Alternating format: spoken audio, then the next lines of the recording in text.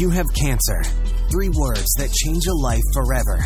We would like to offer another 3 words. Be an overcomer. Welcome to the 1% Podcast, where our conversations with other cancer warriors, survivors, and caregivers allows us to give you that extra boost you need to face your challenge head on, live life from a new perspective, and forge a path that keeps you moving free and clear.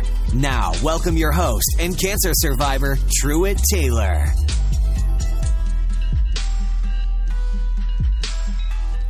Welcome to today's episode of the 1% Podcast, the show where we interview young adults who are battling or surviving an unexpected cancer diagnosis.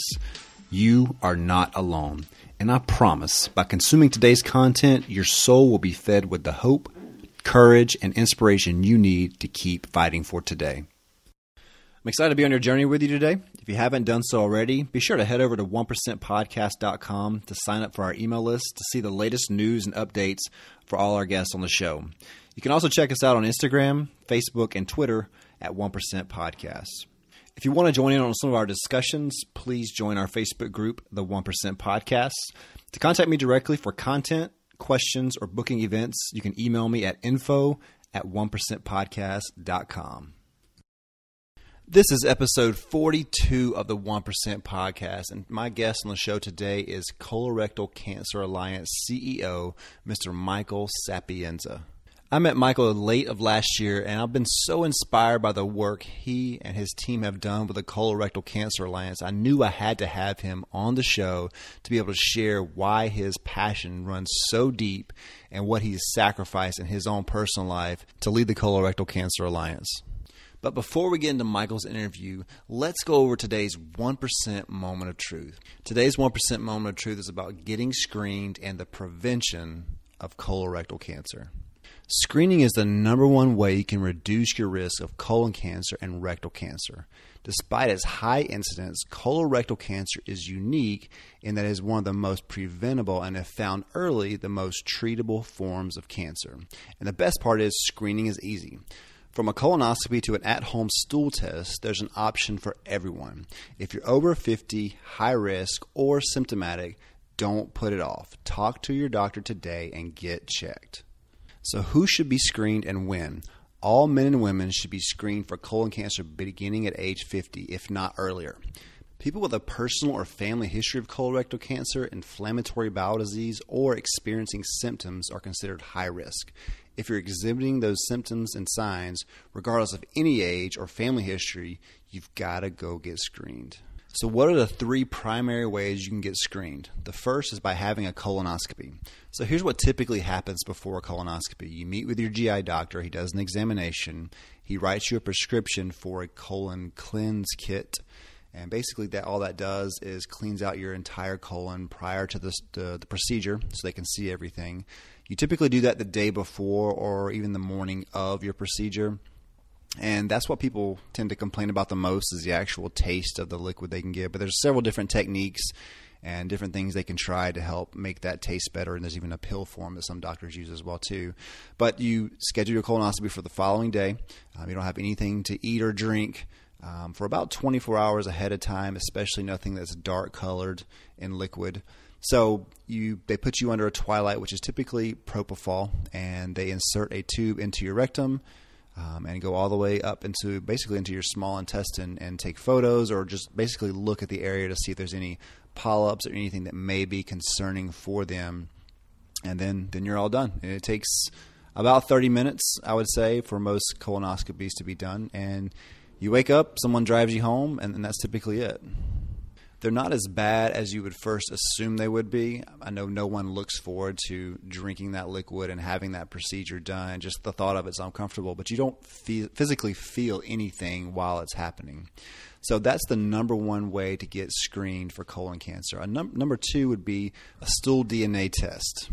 The stool DNA test is a relatively new approach for colon cancer screening. Like the fecal occult blood test, the stool DNA test detects microscopic amounts of blood in the stool, but it can also look for certain DNA changes and mutations found in cancerous tumors or precancerous polyps.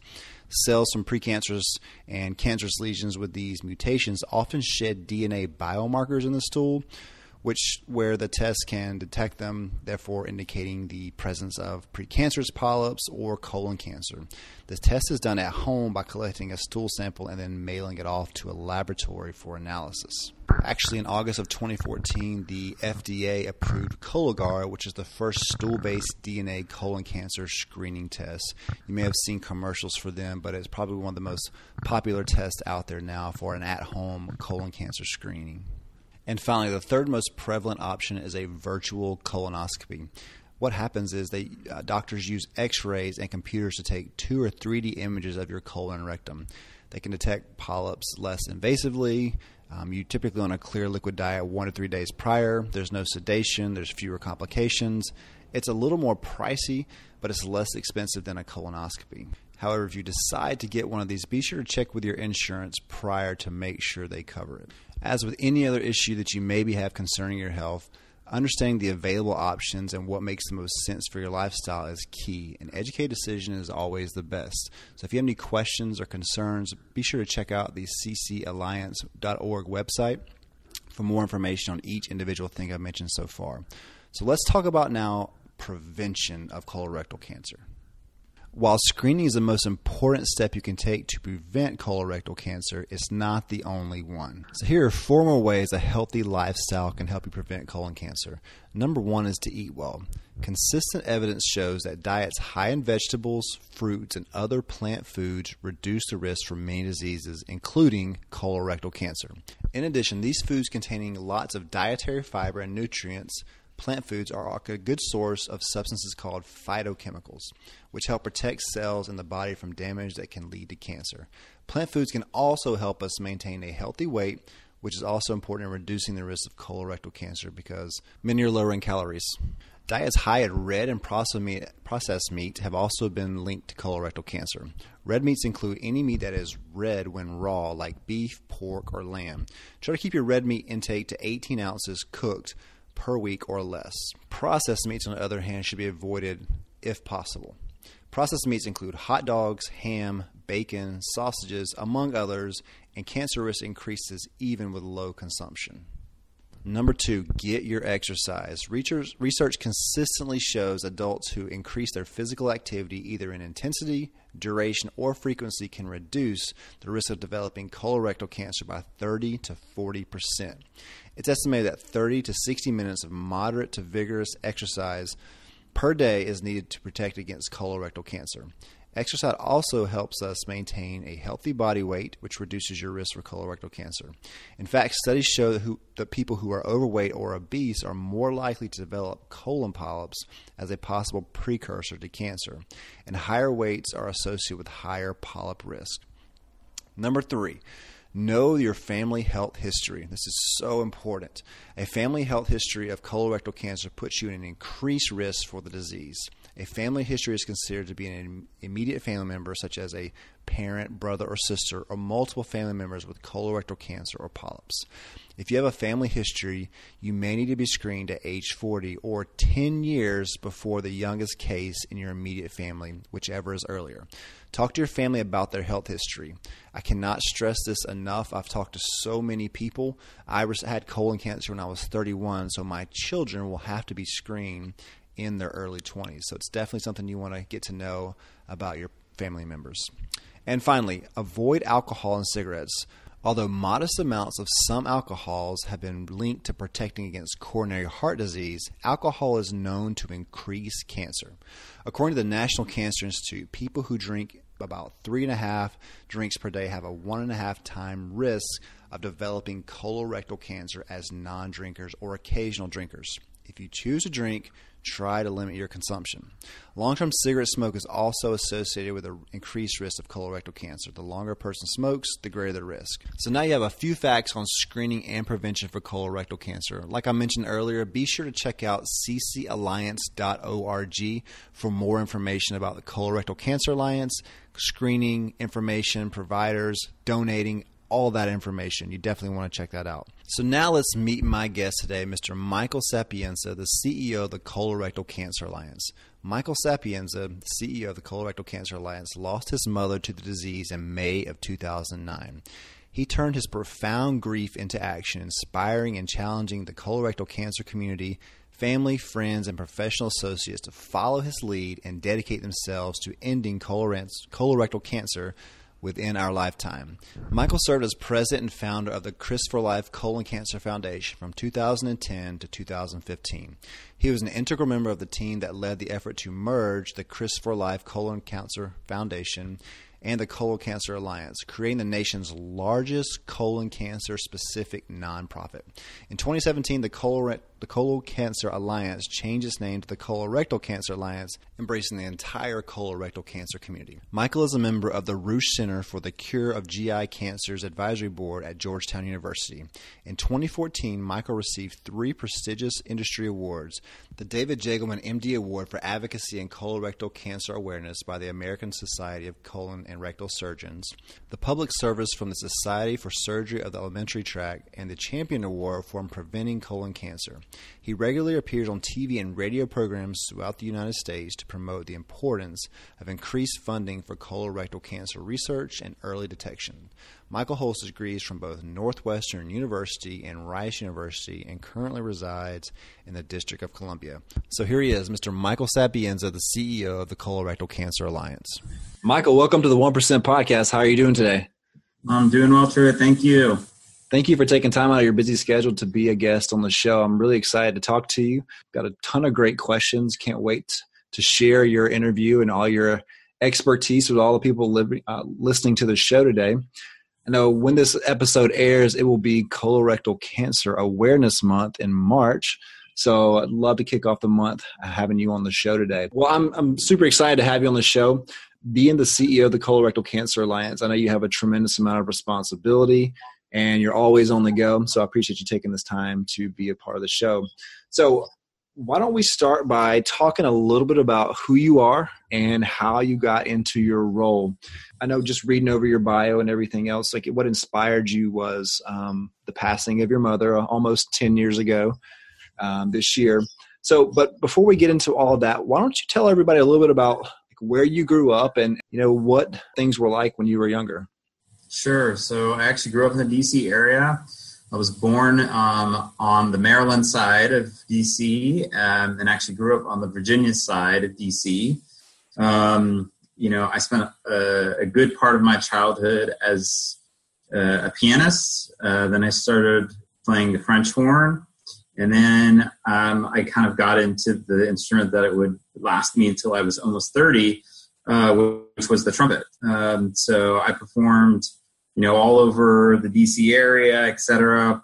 When I was, probably early grade school, my parents, I remember, sat down with us and were like, there's 2 things that are important to us, music and kids. And you already started playing your instruments. So we're thinking that we might want to have additional kids, right? I think I was in the 1st grade maybe.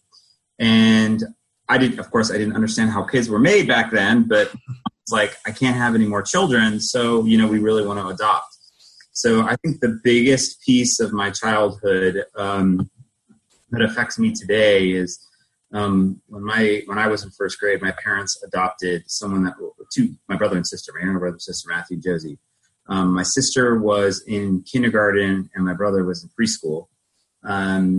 Both had been adopted from a local adoption agency, a city, and I won't say which city. Unfortunately, very quickly, when I was a kid, we found out that they had severe emotional issues.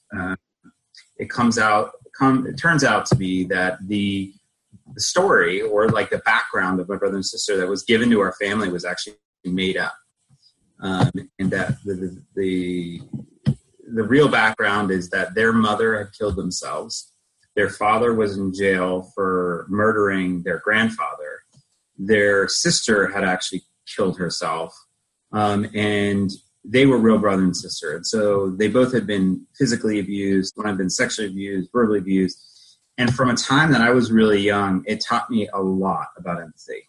Mm-hmm. As you can imagine, I saw during both elementary, middle, and high school a lot of stuff from them.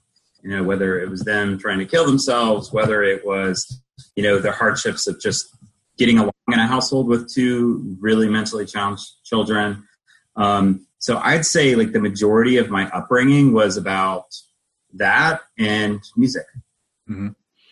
What role did your mother play? And obviously you've learned a lot from watching her, have to process all of that with the, your stepbrother. Technically, your stepbrothers or adopted brothers and stuff. I call them my brother and sister. Okay. With your brother and sister, what did you learn from watching your mom process that and really help raise them?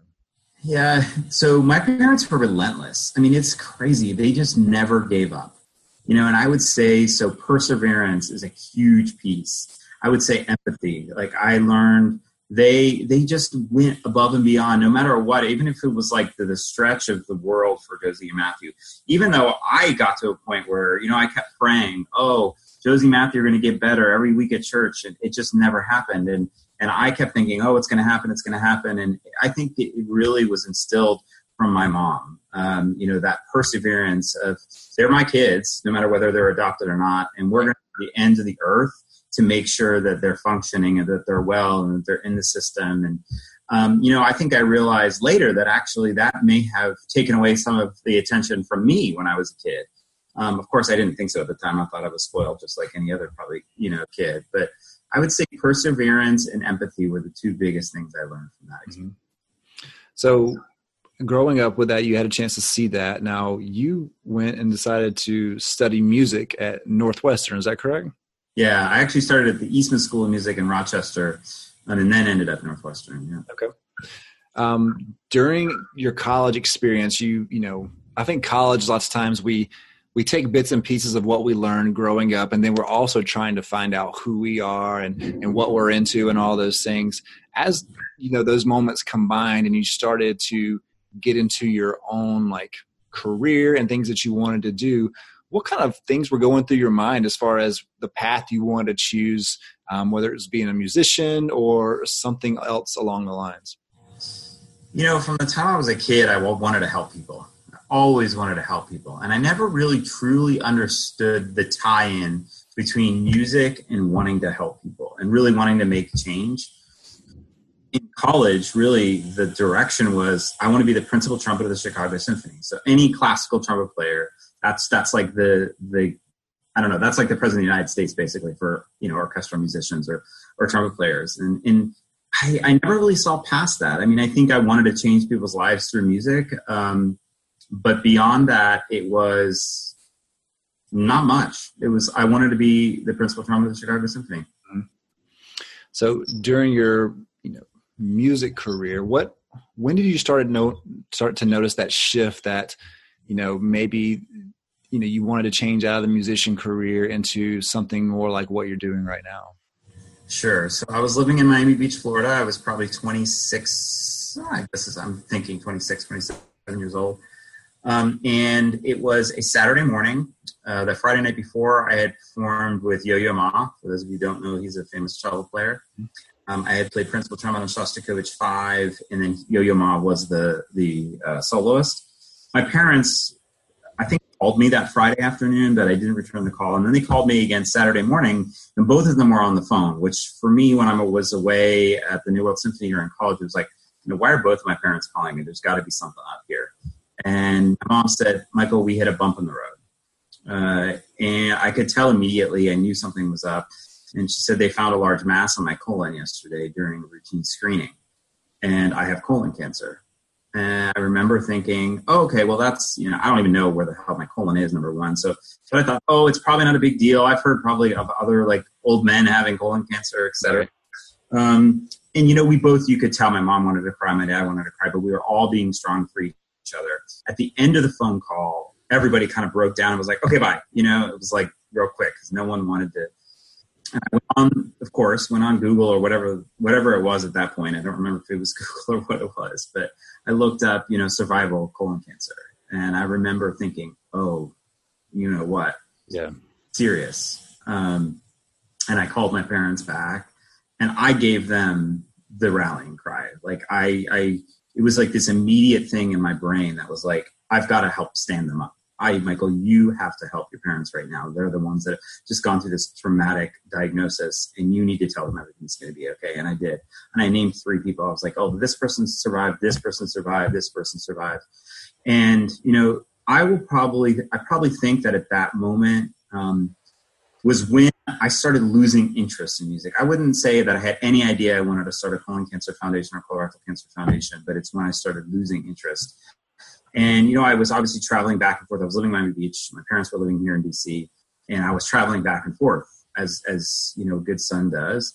Mm-hmm. And about a month before my mom passed away, my brother asked me, because I had been like runner-up for the Metropolitan Opera. I had been in the finals for this major orchestra. I had performed all over Europe. I was good. I was very good. And he's like, well, why aren't you advancing anymore in these auditions? It seems like you're very disinterested. And he's like, what would you do if you had $1 million?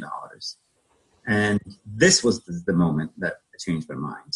And I said, I would start a colorectal cancer organization, and I would end this disease. Mm-hmm. It's something that the culmination of the empathy when I was a kid, the perseverance when I was a kid, the just wanting to help people, and then seeing this thing happen to my mom, who was just this incredible person. I mean, she gave up a majority of her life. And I would even say one of the reasons why she may have gotten cancer is because of the stress of trying to help other people throughout her life. It just was this thing that I didn't understand. And I was like, I have to do something about this. And, my mom died at Mother's Day in 2009. And shortly after that, we started talking about how we could start an organization. Mm-hmm. If you could say, pick 3 things that you learned from your mother growing up, what would you say they would be? Empathy, perseverance, and just an undying just love of people. She had the deepest sense of love. I mean, you kind of, I don't know, there's just like this feeling, I think as a kid, when you lose your mom. You lose your dad, not to say that it's not bad, of course it is, but your mom is different. At least for me, my mom was different. And I still, like, as we talk about this, my heart, I can feel the physical pain in my heart. Mm-hmm. So that moment, obviously, when she passed, really was the beginning of an inspiration. So how did you turn that inspiration into an actual foundation? Yeah. People ask me this a lot, and I don't know what I was guided by, but I was guided by something. I don't know if it was my experience as a musician and seeing like the business part of raising money in these big orchestras that I was a part of. I don't know if it was serving on young professional boards. I don't know if it was partially just being interested in business my entire life. My mom had 2 successful businesses. My dad always helped. I think those were like the practical things, right? That kind of backed it up. But, I think for me, it was passion. It was that when my mom died in 2009, the largest organization to help people with colon cancer had a budget of about $1 million. And you think that it was the second leading cause of cancer-related deaths, both men and women then, and still is now. I was just like, how is this possible? Right. How is it possible? And that was really the thing that fueled me. And it was really, I had to surround myself with like the best possible people. I remember when the day my mom died, so it was Mother's Day, and the night before, she woke up at one point. She hadn't been awake for like 5-6 days. Maybe 3-4 days. I can't remember exactly. And she woke up and she opened her eyes, and I remember she said, "I made it, Michael." And I don't know how the hell she knew, because you think about it, it's like someone's like really, really sick and they're going to die the next morning, and they knew they made it to Mother's Day. And I remember the moment that she actually passed, and it was very traumatic, right? My mom's death was not peaceful. She was in a ton of pain. She had peritoneal disease. It was everywhere. And it took, like, we had nerve block after drug, and nothing would control her pain. And it was like, that's seeing your mom or anybody in that kind of pain. I mean, watching someone die is one thing, but seeing him in that kind of agony was so hard. And I just remembered that is the thing that still to this day I keep in my head, and it's the thing that motivates me on how to move forward. It's like that pain, you just don't want anybody to be in it ever. Yeah. So once you started your organization, what were some of the first steps that you took to get this whole thing going? I know there was a merger not too long ago, but you know, your side of it, what were some of the first steps that you took to get this thing where it is now? You know, what's interesting is I kind of took this approach of you've got to build community. You got to get to people together. You got to have some like raw emotion around people that have survived this disease or that have the disease, but you also have to have fun. You got to put on events, or you got to do things that are going to bring these like-minded folks together, because that was, and still is in my opinion, the thing that is lacking in this disease state is this whole huge sense of community. Mm-hmm. And from the very first launch event, which we did in March of 2010, we had 500 people there. I just remembered that there was this feeling of just family and community, and there was a lot of family, and there were a lot of friends, but there were also other people who I had never met in my entire life, but that were brought together with this just sense of the need of community and to be with like-minded people. And we kind of kept that going, and I really built off of that sense of community.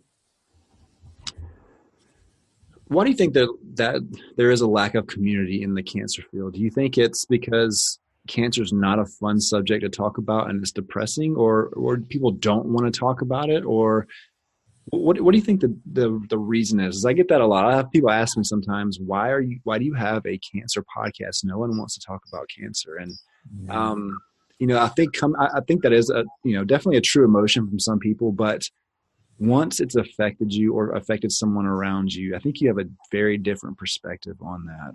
Yeah. You know, I actually think people do want to talk about cancer.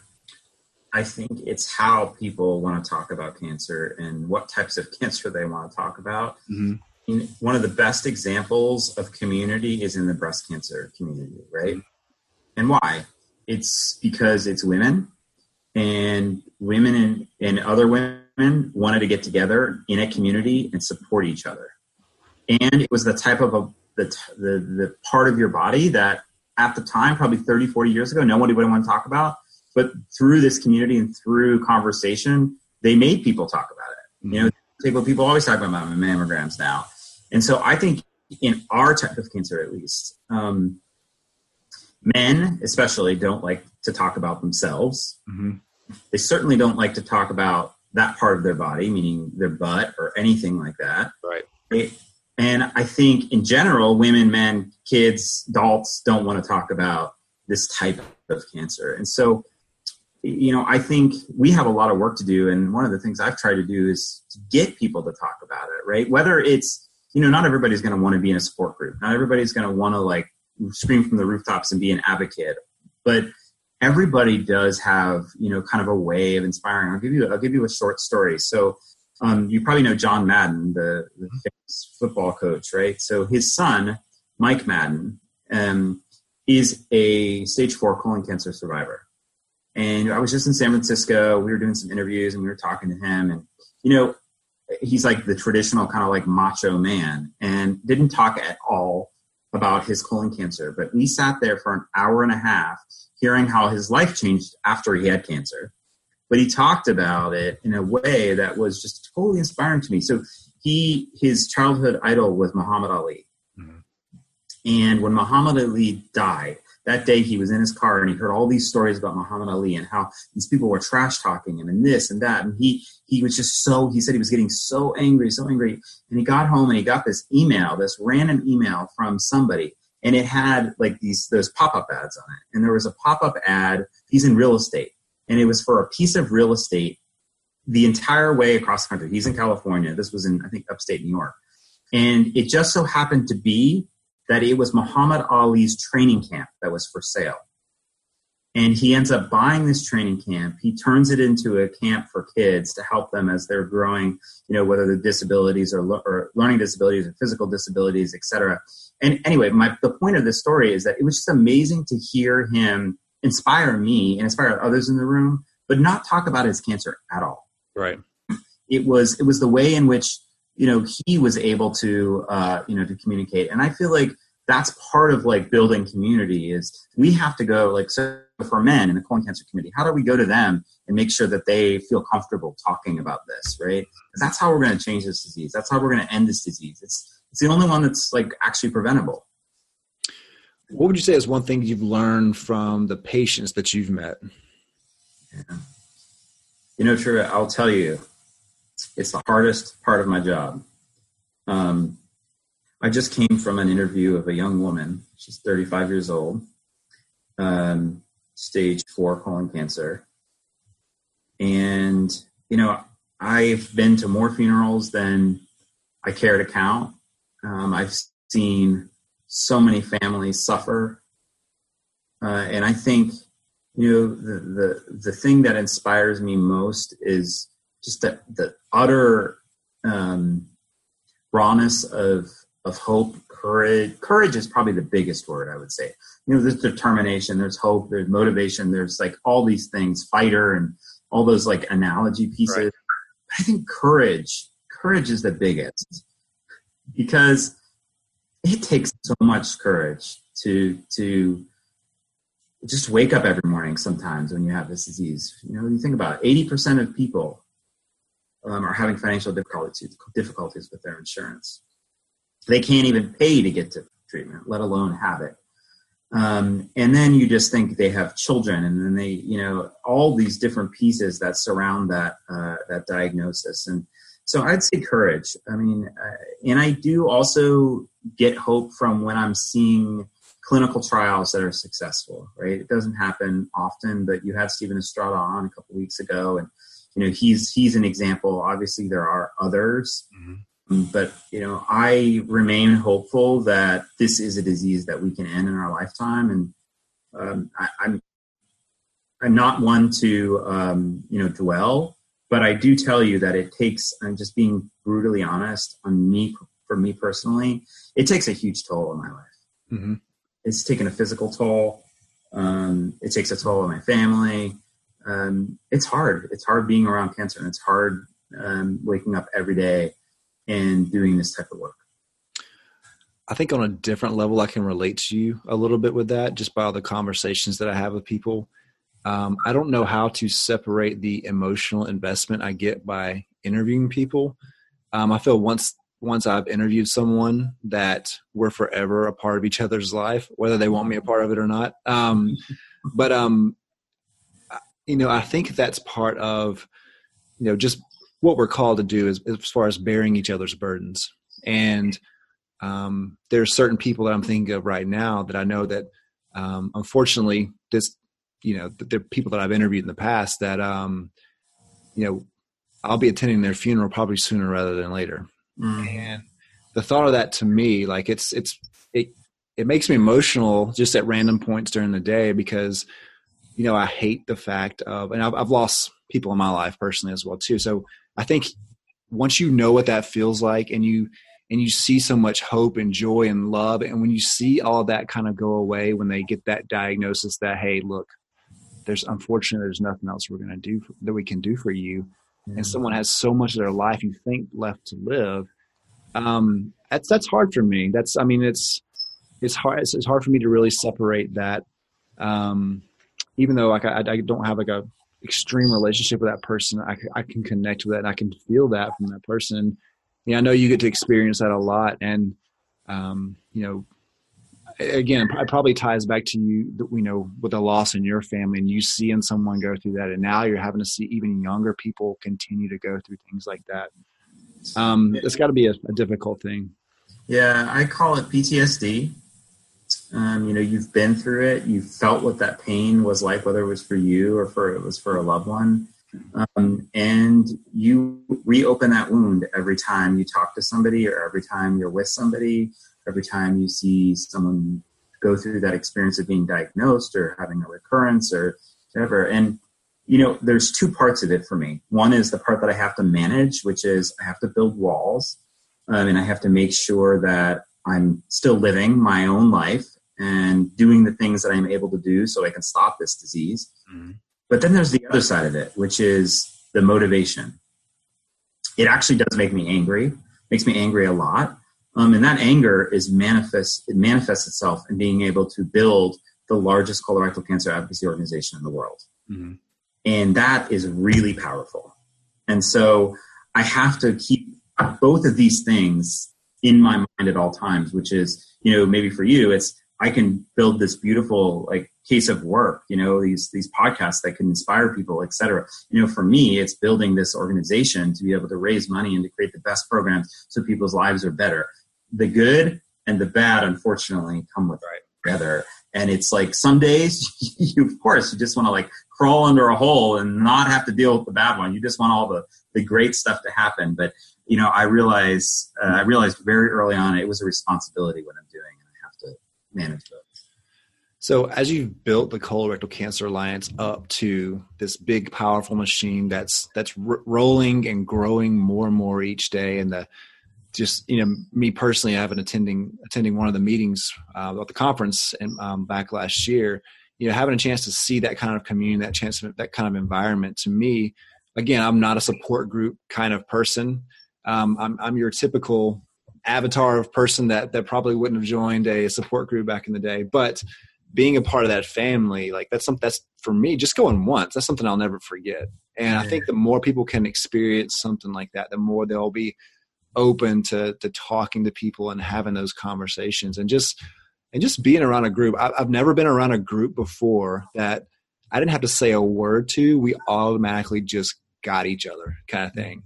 And that's phenomenal that you've created something like that and have helped foster that with your team. What would you say you're most proud of so far from the Colorectal Cancer Alliance? I would say it's that sense of community. So you asked me the question early on how did I grow Chris for Life, right? That was the organization that founded in memory of my mom. And I really do think that the power of community is what really truly helps people, but it also motivates people to give back, number one, whether it's money, whether it's time, whether it's talent, et cetera. And that's ultimately what's going to find a cure for this disease. That will get people screened for this disease. That's what's going to be able to provide the care and support for people with this disease. So, I look around our office, I look around the country at our navigators and our volunteers. I know it sounds cliche, but it's really hard creating a culture that expands that large, meaning, it's easy if you have a really small staff of 7 people, which we did at Chris for Life. Now we have almost 50 people on our staff, and we have hundreds of, if not thousands of volunteers across the country. And I would say that's the thing I'm most proud of is that sense of community. But, last year we reached 300,000 patients and supported 300,000 patients. And that also, I'm like, it's amazing. I just, I think about it and I'm like, how the heck did this happen? I was a trumpet player playing in the New World Symphony or this and that and the other thing. And I'm like, how am I here? So.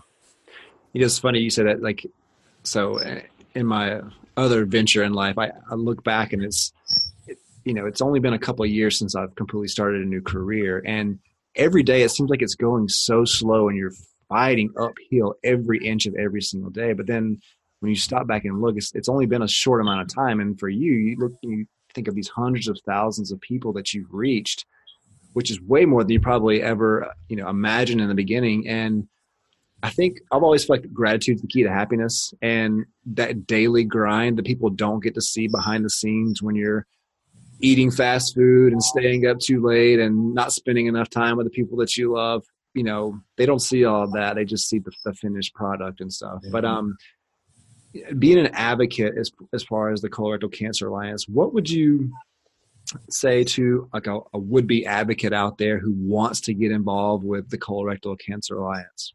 Yeah. So, I'd say, what do you like doing? I think that would be the first question I ask people is, how do you feel like you can provide value to the community? Whether you're a lawyer, whether you do a podcast, whether you provide manual labor at an event, whether you are an accountant, there's so many different ways. So I personally, normally ask people, okay, what interests you? Some people, don't like doing what they do in their professional life as a volunteer and as an advocate. A lot of people don't. Some people are like, I want to do something completely different. And I normally have that conversation with folks. And I know our community engagement team and our volunteers and our navigators also have that. So, I encourage people to think outside the box. it's hard. Some people have never volunteered in their life before. So it's like, well, what does this mean? Does this mean like kind of like the traditional thing? I go to the hospital and I stand there with a, talk to me, I'm a volunteer badge. But no, ton of things you can do, from signing thank you letters to, helping develop, like we have people that help develop like software systems for us. They do this pro bono, whether that's at Salesforce or whether they're coding things, so there's a lot of different things I think people can do. And I tend to kind of push volunteers to really think about how they can best use their expertise. Cause that's the way you're going to get someone to be there and feel like they actually have a stake in the game. Yeah. I feel like where passion and purpose kind of intersect, that's your strong point. Yeah. And, I love that. I love the way you have a team set up that helps give people different options as well too. Because a lot of people they want to help, but they don't know how they can help or where they should help. And you guys have a great team set up to help navigate people. And there's different programs out there, whether it's a buddy program or the undie runs or run walks or anything like that. You guys have different options amongst other things as well. I know donating is a huge part of the way this all works.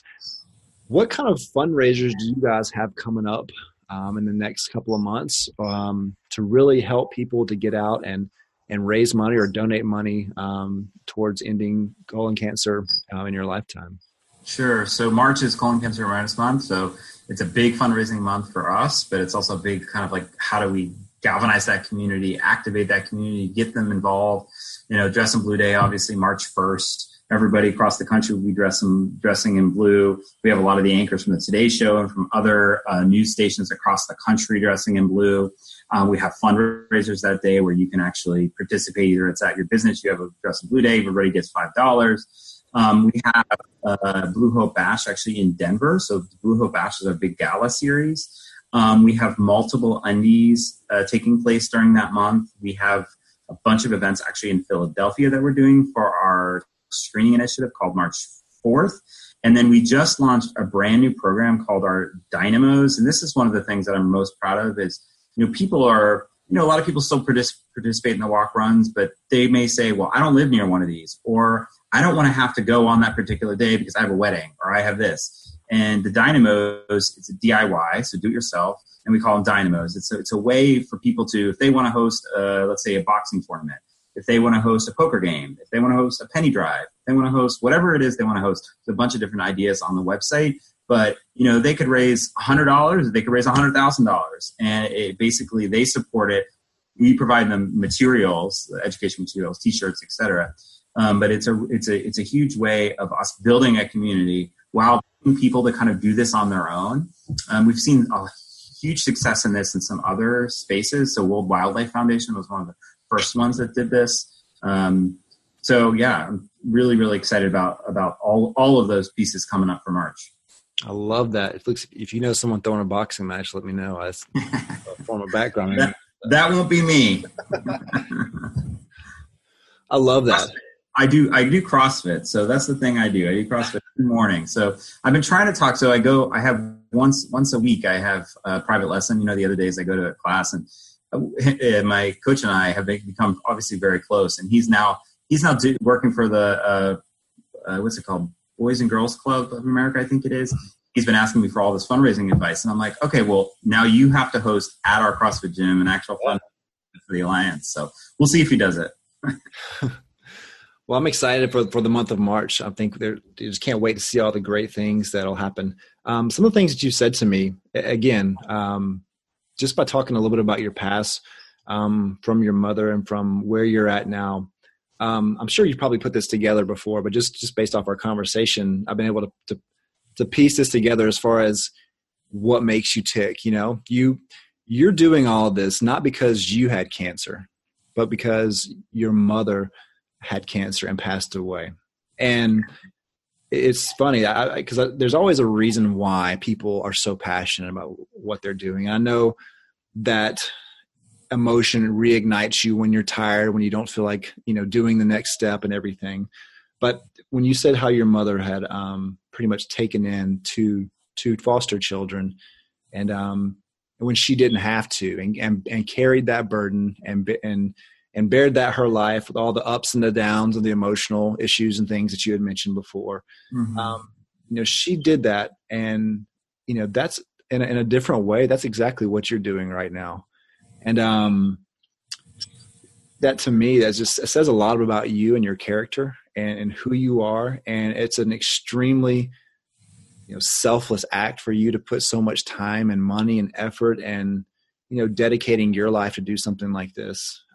If you're if you had a chance to talk to your mother again, what do you think she would say about all the effort that you've put in based on what you've done so far? It's a good question. I think about this. I try not to think about it too much because obviously it makes me sad. But I think, what would she say? I think she'd be incredibly proud, not just of me, but of her.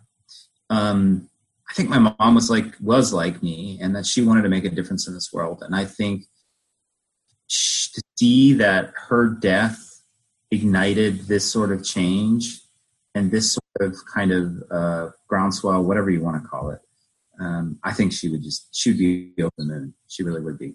I think she'd be hiding under the table a little bit. She doesn't like a ton of attention. She was tenacious. She definitely had was a dog with a bone, but she wasn't outward about it. Wasn't obnoxious by any stretch. So I think she'd be very, very proud. But I have to kind of say, I always say that, and I think I really do believe it, but I think she'd still want to be here on Earth. Mm. You know what I mean? Yeah. She wanted to live. I remember about 3 months before, she's just like, I want to be here. I got married almost 3 years ago now. And, she would have been able to see me get married, and so I call it the best thing that's ever happened to me in my life, and also the worst thing that's ever happened in my life. Well, I appreciate you sharing that. That's definitely not something easy to talk about, and being transparent. It's part of why you're so good at what you're doing, why some people follow you. As a leader, you always set the standard of excellence, and no one can question your passion and your desire to really eradicate this disease and bring so much awareness. And, again, there's no reason why, the second leading killer over here shouldn't get more attention. Yeah. And I appreciate and applaud all the effort that you put into this. For the last question, it's something I ask a lot of people, and you kind of sort of answered it a little bit already, but I always ask people, what's the best thing cancer has done for your life?